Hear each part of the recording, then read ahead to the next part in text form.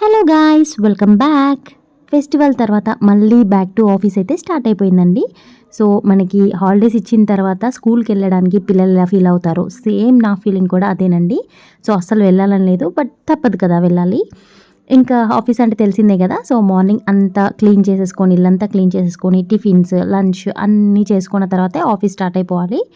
So అలానే ఈరోజైతే నేను బెండకాయ ఫ్రై చేస్తున్నాను. ఫస్ట్ అయితే ఆయిల్ వేసుకొని అందులో కొంచెం ఉల్లిగడ్డలు, తాలింపు గింజలు, అలాగే పచ్చిమిర్చి వేసుకొని వేయించుకున్న తర్వాత కొంచెం పసుపు, అలాగే దంచిన 4 వెల్లుల్లి రెమ్మలు వేసుకొని అవి కూడా ఫ్రై అయిన తర్వాత ఇప్పుడు ఇందులోకి బెండకాయ ముక్కలు వేసుకొని మీడియం ఫ్లేమ్లో ఒక 10 మినిట్స్ అయితే ఉడికించుకోవాలి. ఇప్పుడైతే చూసారు కదా, బెండకాయలు మంచిగా ఉడికిపోయాయి.